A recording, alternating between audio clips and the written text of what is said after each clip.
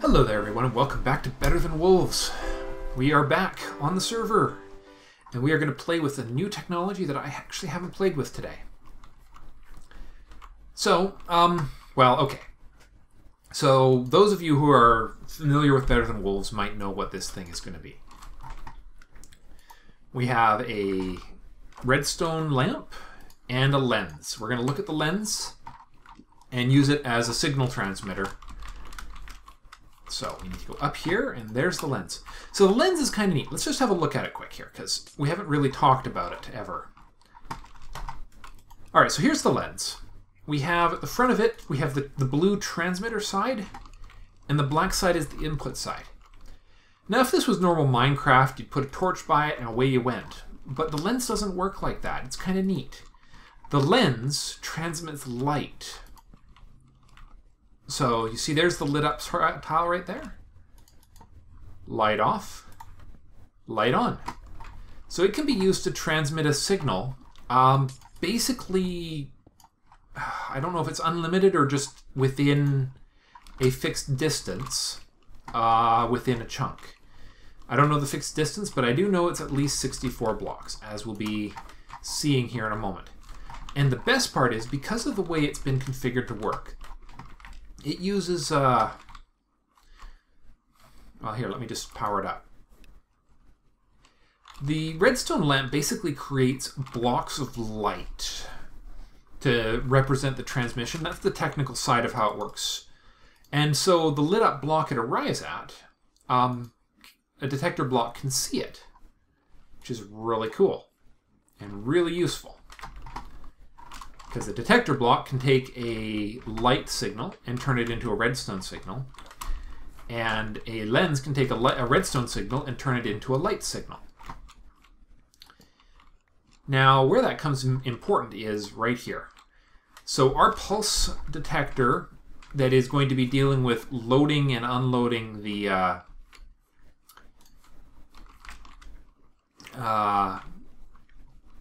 mine carts here is going to be also controlling the return signal for the system. So what we need to do now is we need to go up to the roof, because we've got some working to do. And so what we're going to need is the nice thing is we're getting a monostable signal already, so we don't have any issues with the we don't need to modify the signal at all up here, which means the only signal we need to modify is the arrival signal. Speaking of which, built 2 more platforms here, and this right here is how we're going to control the return. We'll put a torch right here, and that will power the minecart. So as soon as it arrives, we'll generate a pulse to fire it away. Very similar to what we're doing here, which is right here. That lovely little block right there. It's going to come... See, there's the lens way down there. And we are going to put a detector block upside down right here. There we go. Alright, so that is now working. And that needs to go into the control T flip-flop right there. And the control T flip-flop is going to replace this lever right here. So let's build the T flip-flop. It's going to be... Let's do it with a block dispenser. Block dispenser T flip-flop. Here we go. How do you do it? It's pretty easy, actually. We're going to... In fact, it's so easy. We're going to get this. Take that. Okay. So that is off. Now we want to find out one very important thing right now. Will this power that down? Yes, it will. Okay. That is very important, because what we're going to do is we're going to put a block dispenser right there with a piece of dirt and a redstone torch. So, okay. So this thing needs a always on signal from here. Well, the always on... Hold on. But yeah, so it'll pulse off and then turn back on again. So what we need is a combo signal. We just need to make a little more room here because all the wiring is going to go over to this side so that we have room for minecart related stuff on the other in the future. Torch right there. Not adequate. Really? Still not adequate. Okay, fine, we'll put it right there. That'll do. Okay. So we need an AND signal. So the final signal will come in right here. And it's going to be always on. And here's our AND gate. 1, 2. Hold on. I'll do it here. 1, 2, 3. And then, does the torch power that? No, it doesn't. So we just need to back up by 1, which is fine because the signals are coming in from an odd direction. Redstone, power, and there's the control block right there. Exactly as I'd planned, mostly. And then we put a pair of torches right here. Hold on. Do we need an AND gate or an OR gate? No, we need it to be an OR gate, don't we? Because we need either OR to cause this signal to invert. So all we really need is a pair of repeaters.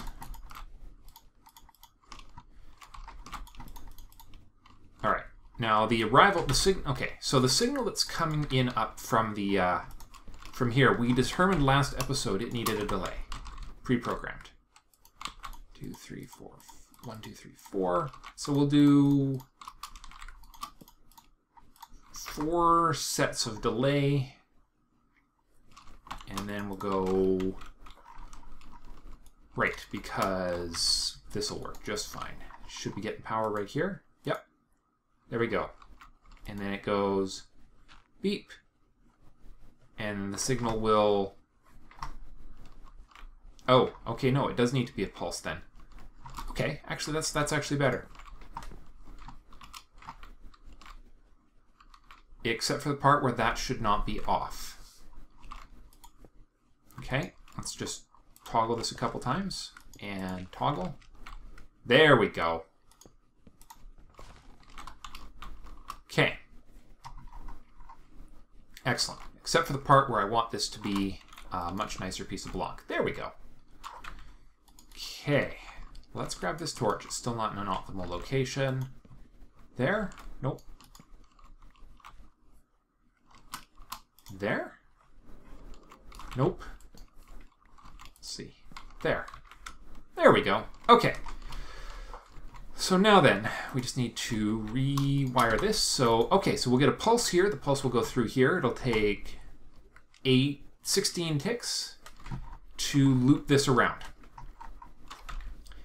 And that signal will be generated through a monostable circuit, which is going to be triggered. I think we're going to have to put that a floor down here, because we need it to trigger when this block right here sees something. I know we're going to have to make more detector blocks from the looks of it. All right, and this one's now generating a signal. That signal does need to be monostable because we need it to turn off after we're done with it. So we're just going to take it down and around to make some room for rails, because rails are going to come out right here. Don't want there to be interference. Make a nice little monostable right here. Just tuck it in behind the wall. And then we'll swing the signal back around. Of course, I could use a... Oh, for God's sakes. Apparently didn't bring any torches with me. Well, this will do in the pinch. There we go. Where'd all my torches go? I don't recall using them all up, but I mean, I guess it's possible. It's also possible I just dumped them in a box like a silly person. That would also make a great deal of sense. Okay. Put torch there. Alright, so monostable, you need to go here and here. Signal in here. Torch there. And then a torch here, which will generate the pulse. And then that will go up into there, and that'll get me a free 8-tick delay, which I could use just in case. And since it's already since it's a monostable circuit, it's already got the built-in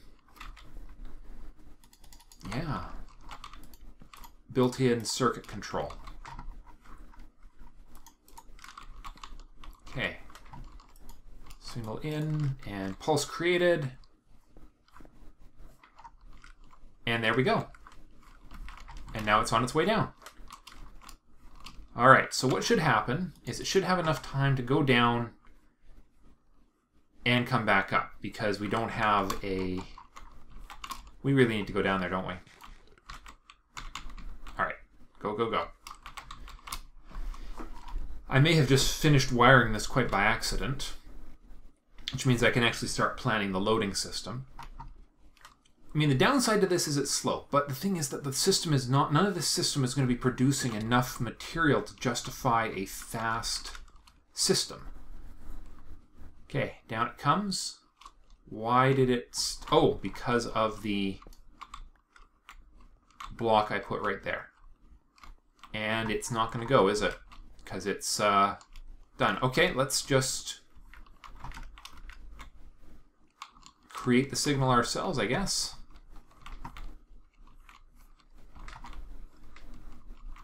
All right, how is that working exactly? Oh, okay, right. All right, come on. There it goes. All right, and now it's coming back down. Perfect, now it's gonna do its proper test.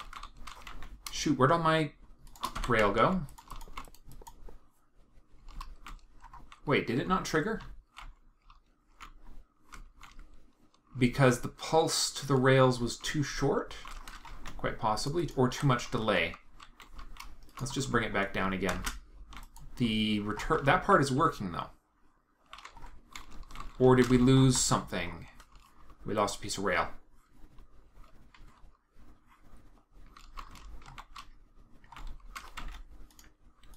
Could be just a little too fast. Let's just watch. Yeah, too fast. Okay, we need to slow this down just a little. All right, how are we going to do that? We're going to have to do it over there. Need a repeater there. One. Okay. Hopefully that will help. And then we'll put one right here. And then we'll put that right there. Okay. Now then, let's invert it again. Come on back down. You coming down? I can't even see. All right, and that generates pulse.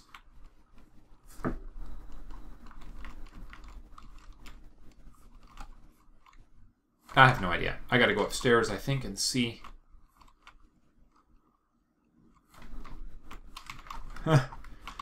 Diagnosis. It doesn't help that we're down in hardcore darkness territory here.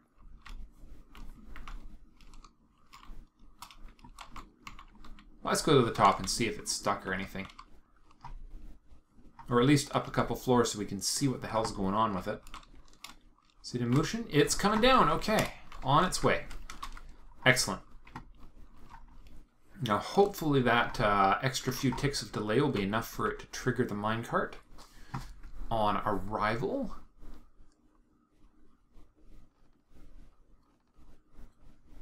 Here it comes, into the darkness, into the gloom. All right, and triggers it right now. And did not work. Okay, create a pulse. There it comes. Okay.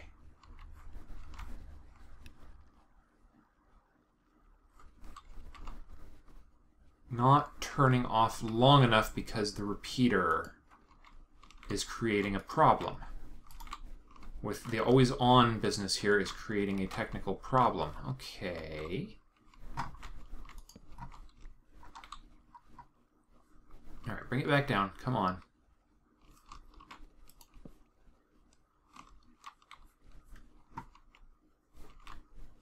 Come on. Will you get back down here again?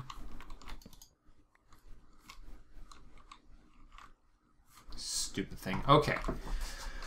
Okay, so this torch always on, this inversion right here is causing us some trouble because it doesn't allow us to put a proper delay in. But does that matter, actually? Oh yes, that's right. It needs to be off so that it doesn't just send it on its way when the cart arrives back. Okay, let's stop it here. Let's just watch. The pulse is just... Alright, we trigger the pulse.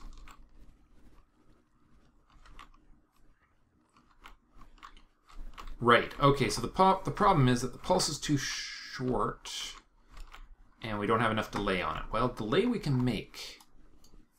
Ooh, carefully. Yep. Oh crap, oh crap, oh crap. Stop. Okay, that was not entirely what I intended to do, but I forgot there was lots and lots of trouble under there. Well, let's see. What can we do?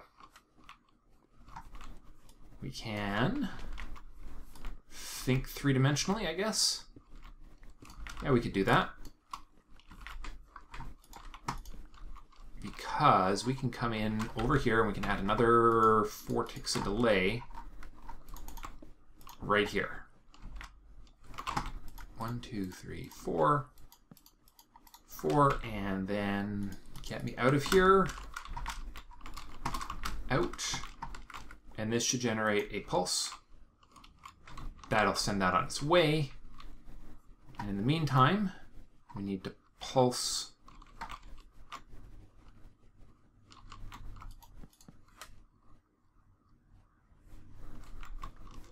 Okay, did it manage to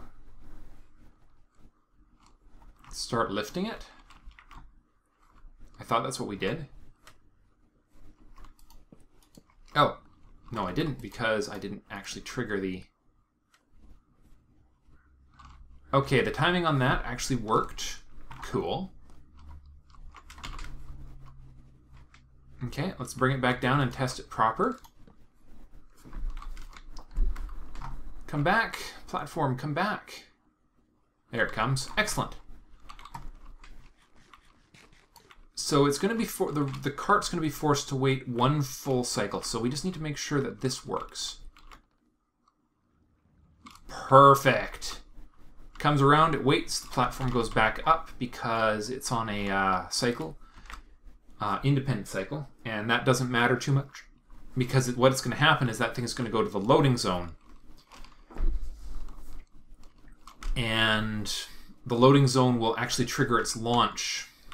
That what you see there is going to actually be redesigned. But it's going to come back up here.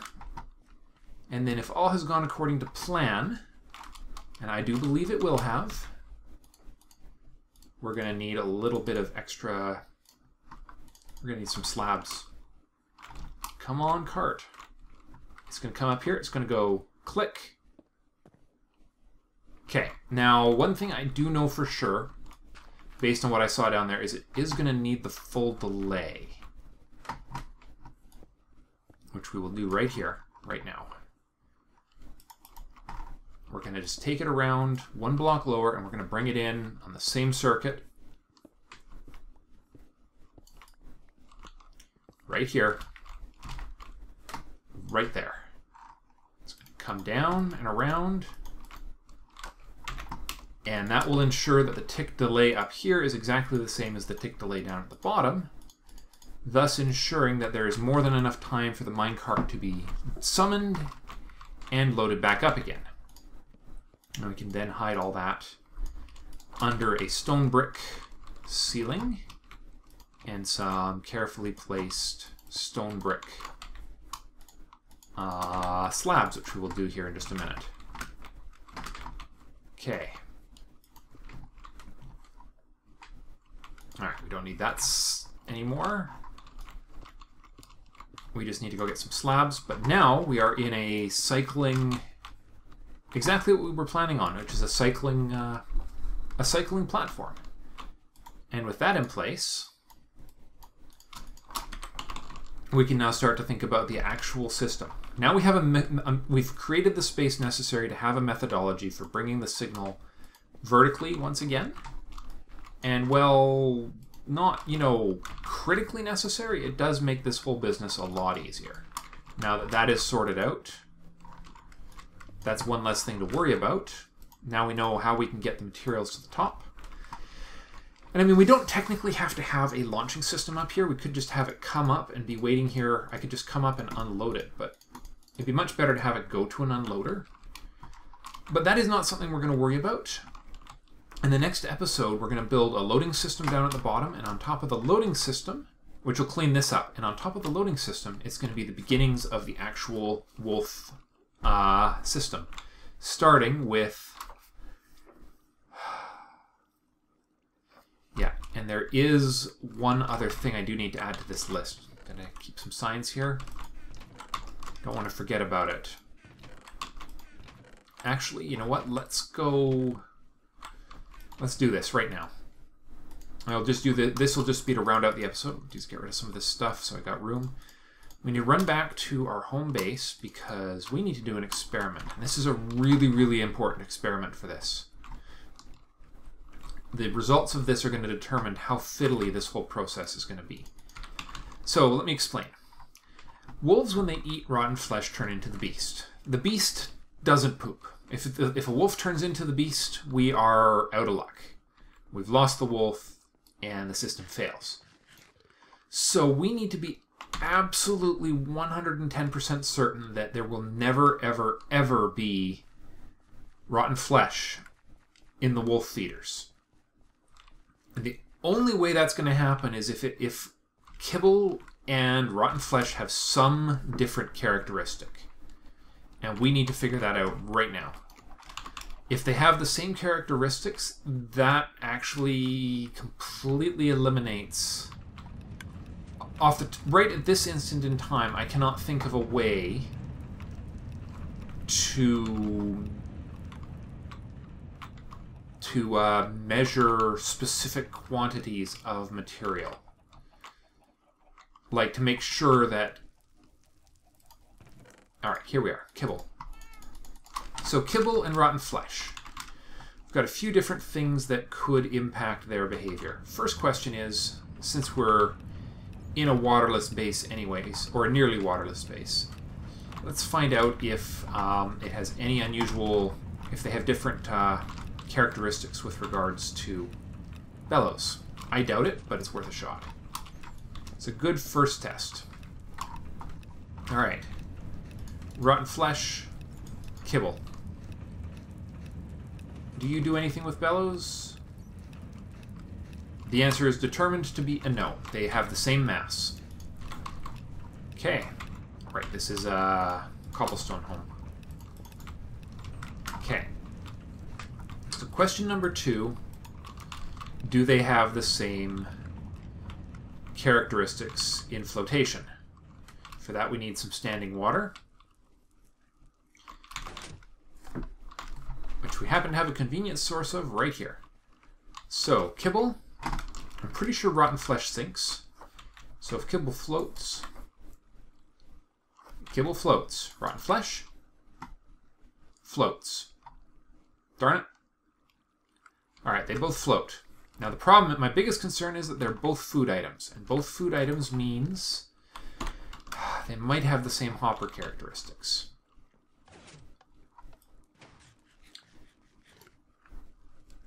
Alright, I need more food. I'm going to actually have to make more food before long. I do not have a test hopper. Do I have a spare hopper kicking around? No. Not easily accessible. So what we could do, take the kibble back to the factory, throw it into the same... I've got it. I know how we're going to test this. I have a plan. Not a great plan, but a plan. It's not going to be 100% accurate. But since the two have the same flotation characteristics, there are limited numbers of ways that this could continue to play out. I could go look it up, but I could also test it, and testing it's fun. So what we're going to do is our first test. This is sort of the easy mode test. Is we're going to go find where the rotten flesh goes. Here it is. Take the rotten flesh out, put half the kibble into that system. Now if kibble has any different characteristic, it will disappear in a different spot in the sorting system than the rotten flesh, and thus will not join that pile. If it has exactly the same filtration characteristics, as far as my sorting system here is concerned, then I will have to go do the research and find out if they have different characteristics. If they have the same characteristics, I will have to figure out how to measure quantities of something. Okay, it's not going in there. I have a bad feeling that it's got the same characteristics as rotten flesh. Oh, hold on. Hold on, did it just go down?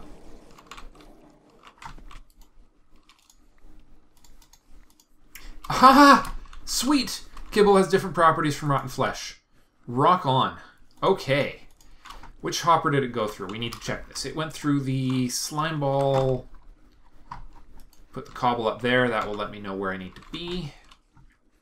But it went through the slime ball witchwort hopper. Which means that since they have different characteristics, we can unequivocally make sure that there is never... that we're never going to see rotten flesh in the same place as dog food, because they have different sorting characteristics, which is so awesome. Okay, there was that cobble I threw in there randomly. There it is, so it's this one. So it goes through a grate, whereas rotten flesh does not. I'm pretty sure it didn't. No, good, it didn't. It's just floating away funny. Perfect. Bingo. Okay, problem solved. I am so happy about that. I don't even know what to say. Good. So then that confirms a fairly significant worry of mine that with regards to making a fully auto wolf kibble factory. A hands-free kibble factory. That is my plan. Because you go in with the creeper oysters and witchwort. Congratulations. You have a purpose, and grates are made from sticks. And we have a whole bunch of sticks in our inventory, which I could have used. No, wait. Yeah, great. There we are. Ha, ha, ha. Okay. So... perfect. That takes care of that quite nicely. So we know now that we have no signs, but that kibble, and the way I'm going to remind myself about this is as follows. Hopper with kibble in it and a grate. That will remind me what's going on, and if I act stupid, you guys can I highly encourage you to mention in the comments below that I left myself a reminder of the filter right there. Okay, that does it for this episode. In the next episode, we are going to build the loader, the finalized loader, the collection system, and we'll build the loader, the collection system, and we'll build the wolf pods. 4 of them, yeah, 4, because we're going to build, yeah, so we're going to go loader, wolf feed, and then the feeding system, the wolf pods, and then we'll develop the 4-way splitter after that. Thank you all very much for watching. Hope you enjoyed, and I'll see you in the next episode. Bye for now.